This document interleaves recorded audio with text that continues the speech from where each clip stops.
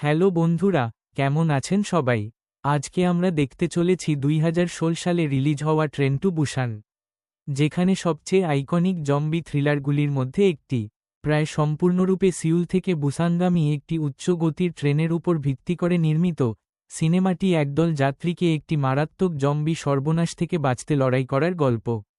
তাহলে শুরু করা যাক আজকের এই মুভি এক্সপ্লেন ইন বাংলা। প্রথমেই আমরা সিনেমাটির দেখতে পাই সিউলে বসবাসকারী ব্যস্ত এবং স্বার্থপর ফান্ড ম্যানেজার সিওকু এর সাথে আমাদের দেখানো হয়। সে একজন বিবাহবিচ্ছেদপ্রাপ্ত বাবা, যে তার সময় না থাকার জন্য তার ছোট মেয়ে সুয়ানের সাথে যোগাযোগ করতে হিমশিম খায়। তার জন্মদিনে সুয়ানও তার বাবাকে তার মায়ের সাথে দেখা করার জন্য বুসানে নিয়ে যেতে রাজি করায়। অনিচ্ছুক হলেও তার বাবা রাজি হয়ে যায় এবং পরের দিন সকালে তারা কেটিএক্স হাইস্পিড ট্রেনে ওঠে। তাদের অজানা, ইতিমধ্যেই দেশজুড়ে একটি ভাইরাস প্রাদুর্ভাব ছড়িয়ে পড়েছে। সংক্রমণ মানুষকে উত্তেজিত এবং জম্বিতে পরিণত করে। তখন একজন ভাইরাসে সংক্রমিত মহিলা তোদের ট্রেনে উঠে পড়ে এবং পুরো ট্রেনে বিশৃঙ্খল শুরু হয়। ট্রেনের একটি করিডোর দিয়ে সংক্রমণ দ্রুত ছড়িয়ে পড়ে যাত্রীদের বেঁচে থাকার জন্য লড়াই করে। তখন আমরা দেখতে পাই সাং হওয়া, একজন শক্তিশালী ব্যক্তি যিনি তার গর্ভবতী স্ত্রী সিয়ং কিয়ং এর সাথে ভ্রমণ করছেন। তারপরে আরেকজনকে দেখতে পাই ইয়ন সুক, একজন স্বার্থপর যিনি অন্য সবার চেয়ে নিজের নিরাপত্তার বেশি চায়। এরপর উচ্চ বিদ্যালয়ের একদল ছাত্র, দুই বৃদ্ধ বোনকে দেখানো হয়। সিওকু প্রথমে স্বার্থপর আচরণ করে, কেবল সুয়ানকে রক্ষা করার উপর মনোযোগ দেয়, কিন্তু পরিস্থিতি আরও খারাপ হওয়ার সাথে সাথে তাকে বেঁচে থাকার জন্য অন্যদের সাথে কাজ করতে হয়।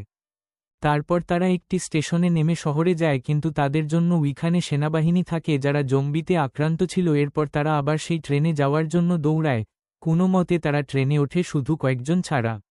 সিনেমার সবচেয়ে তীব্র দৃশ্যগুলির মধ্যে একটিতে সিওকু, সাং হওয়া এবং একজন উচ্চ বিদ্যালয়ের বেসবল খেলোয়াড় ইয়ং গুক তাদের প্রিয়জনদের কাছে যাওয়ার জন্য বেশ কয়েকটি জম্বি আক্রান্ত ট্রেনের গাড়ির মধ্য দিয়ে লড়াই করে। এরপর তারা বুঝতে পারে যে জম্বিরা অন্ধকারে দেখতে পায় না এবং শব্দের পিছনে শুধু দৌড়ায়, এটি তারা সুবিধার জন্য ব্যবহার করে। যাই হোক, আসল বিপদ কেবল জম্বিদের নয়, এটি মানুষের আচরণ। ইয়ন সুক অবশিষ্ট যাত্রীদের নিয়ে একটি করিডোরে থাকে এবং সবাইকে বলে যে তাদের করিডোরের দরজা বন্ধ করতে যেন কেউ আসতে না পারে।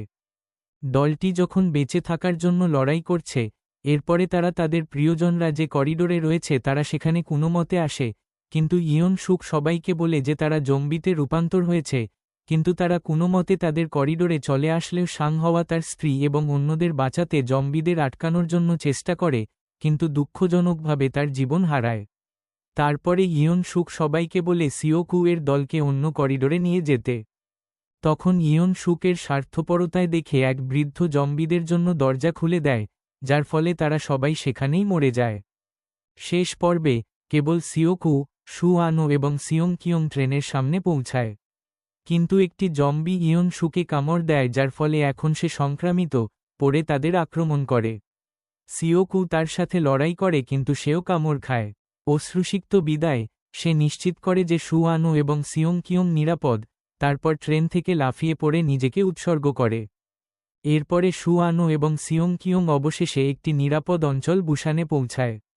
পরের দৃশ্যে সুয়ানো তার বাবার